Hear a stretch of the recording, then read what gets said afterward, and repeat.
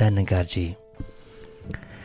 किसी शायर ने बहुत ही खूब लिखा है, 1000 बार नमस्कार तुझको है मुर्शद, करम ये तेरा है, इंसान बना दिया तूने।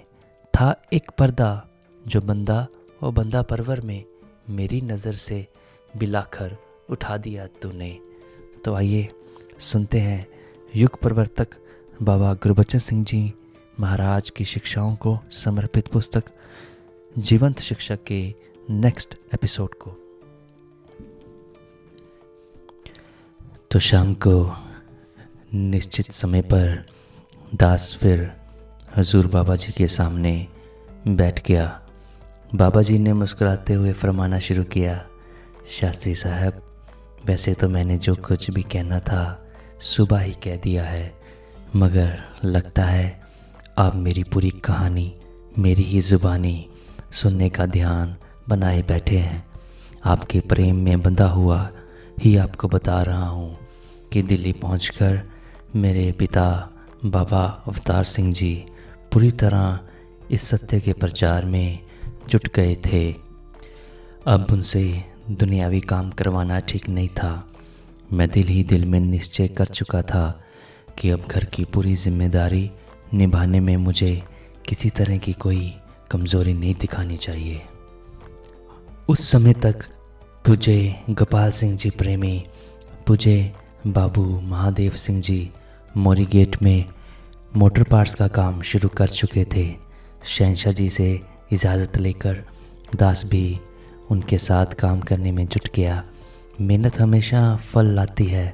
दातार की असीम कृपा से हमारी मेहनत भी रंग लाई। फिर हमें कश्मीरी गेट में एक दुकान मिल गई। हमने वहाँ काम करना शुरू कर दिया। शास्त्री जी, हमारी मेहनत और सद्व्यवहार की बदौलत धीरे धीरे कारोबार इतना बढ़ गया कि मैं अपने साथियों को लेकर दिल्ली और जालंधर में और 2-3 दुकानें खोलने में सफल हो गया। मैं ये ज़रूर कहना चाहता हूँ कि मैंने अपने पिता को पिता तो माना ही था, मगर पिता से बढ़कर उनकी सेवा, पूजा और इबादत गुरु रूप में की थी। जालंधर का काम जब चल पड़ा तो इशारा पाकर मैं दिल्ली वापस आ गया। दिल्ली आकर मैं शहंशाह जी का ड्राइवर बनकर उनको स्थान स्थान पर सत्संग ले जाने की ड्यूटी करने लग गया। निरंकारी कोठी में ही एक छोटी सी वर्कशॉप खोल ली, जहां प्रचार में जाने वाली गाड़ियों की मरम्मत करने में मैं दिलचस्पी लेने लगा। सत्संग में भाग तो अवश्य लेता था, मगर सत्संग में खड़े होकर बोलने से या आगे बैठने से मैं हमेशा ही झिझकता रहा।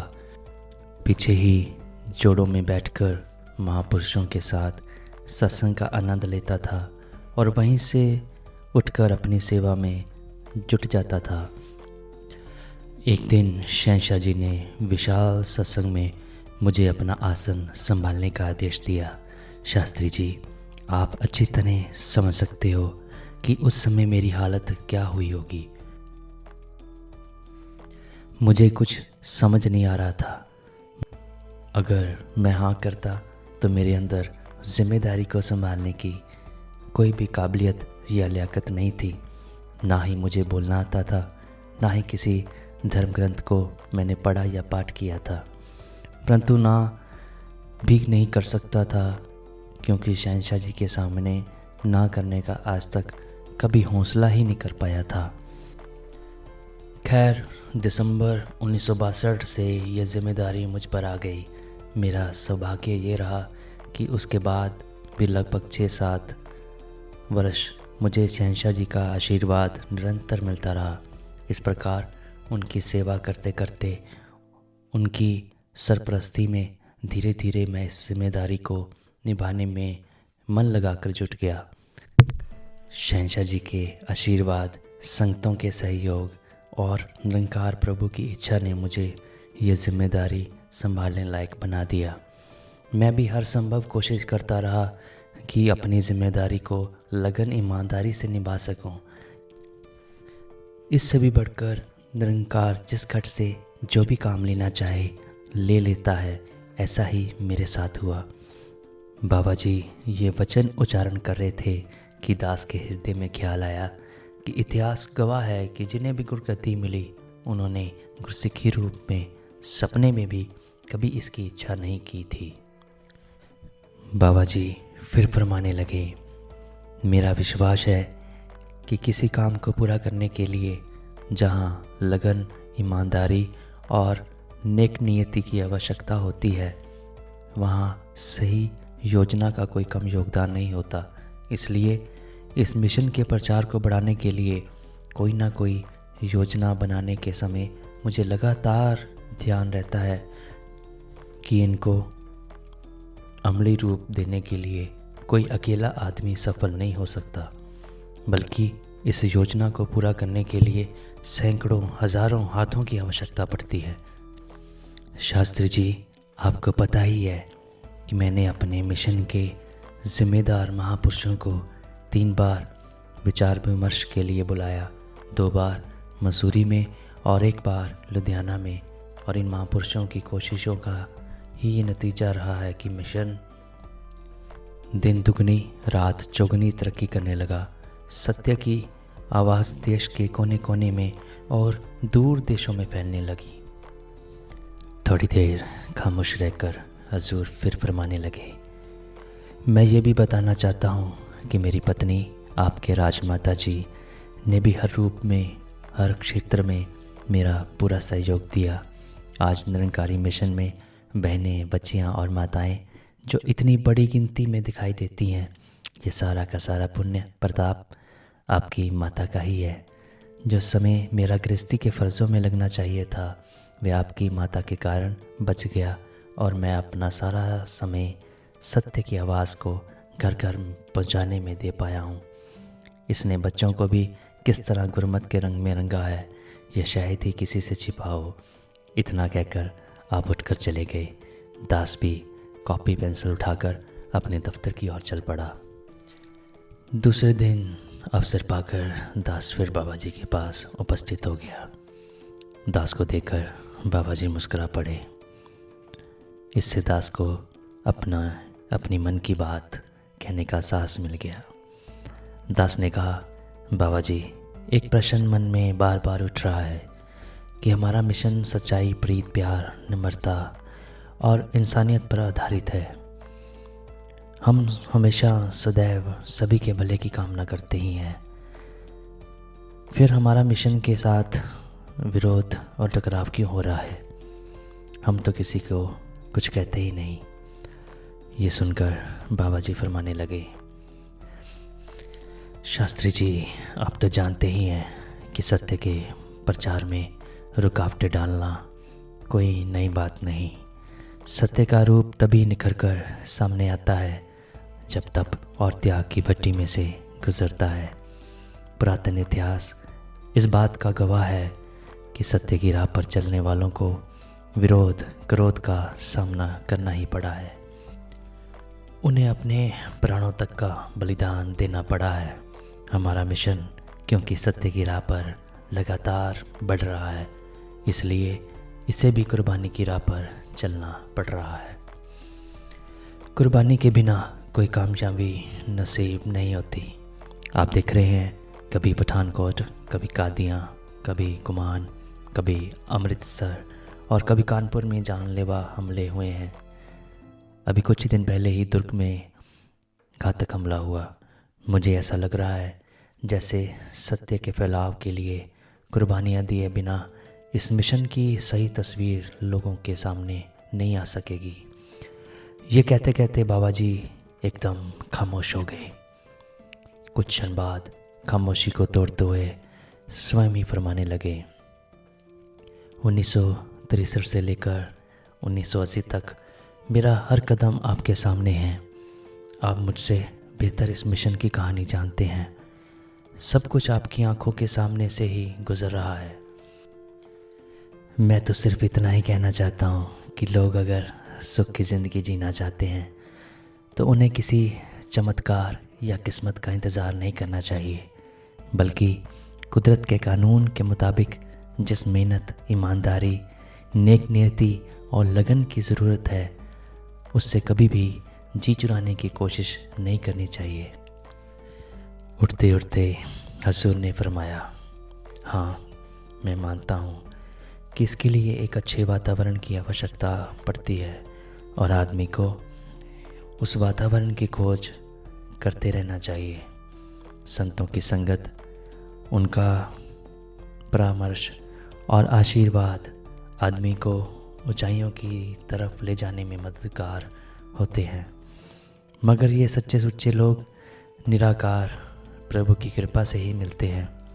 इसलिए निराकार प्रभु की कृपा प्राप्त करने के लिए हमें सदा सत्संग, सेवा, सिमरन में अपना मन लगाए रखना चाहिए। मन को ऐसे कामों में लगाए रखने के लिए सद्गुरु पर दृढ़ विश्वास बहुत आवश्यक है।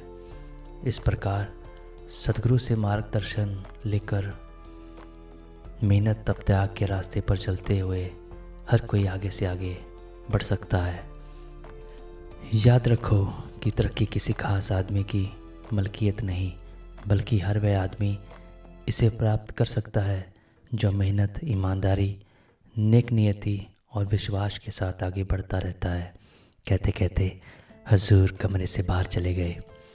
मैं समझ गया कि हजूर बाबा जी ने जो कुछ कहना था वह कह दिया।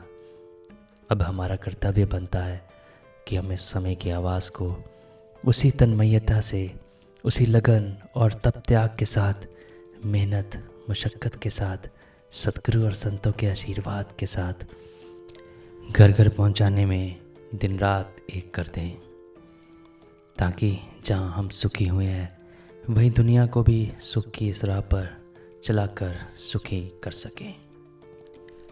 हजूर बाबा जी तो कहानी को विराम देकर बाहर चले गए, मगर दास के रोम रोम में से एक तरंग उठी जिसने मेरे इस विश्वास को दृढ़ कर दिया कि ये तो इन रब्बी पुरुषों का बड़प्पन होता है कि वह सभी शक्तियों के स्वामी होते हुए भी, निराकार का साकार रूप होते हुए भी स्वयं को एक साधारण इंसान की तरह प्रस्तुत करते हैं, जबकि एक साधारण इंसान का सदैव यही प्रयत्न होता है कि वह अपने आप को विशेष रूप में प्रस्तुत कर सके।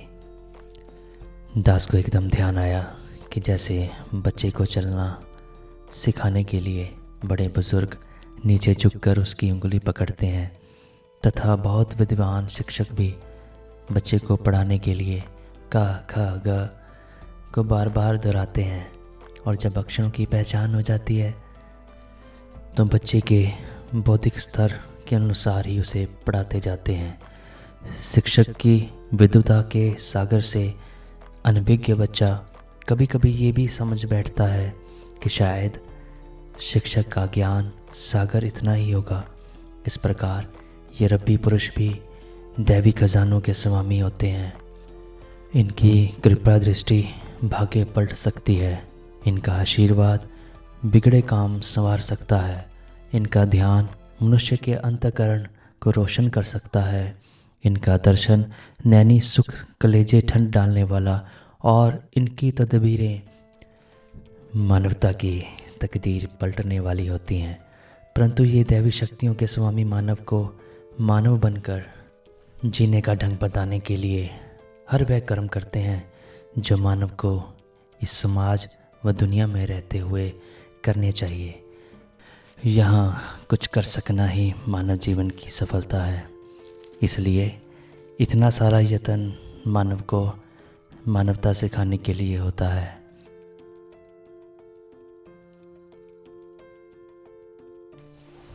इनका यही रूप साधारण इंसान को इन्हें आसानी से समझने नहीं देता।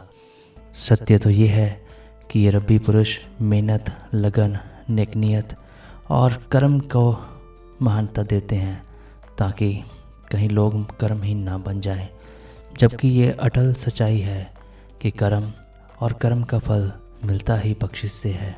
ये रब्बी पुरुष चमत्कार करके लोगों को एकत्रित करना चाहें तो ये एक पल में एकत्रित कर सकते हैं, परंतु ये किसी चमत्कार अथवा जादू के द्वारा संसार में परिवर्तन लाने की अपेक्षा इंसान की सोच, विचार और भावनाओं को सही दिशा देकर खामोश क्रांति लाते हैं। और यही कुछ बाबा गुरबचन सिंह जी ने किया। जीवन के हर कदम और हर क्षेत्र में मार्गदर्शन देने के लिए उन्होंने स्वयं ऐसा जीवन जीकर दिखाया जैसा भी औरों से चाहते थे। यही उनकी मानता व बड़प्पन था। धन्यवाद जी।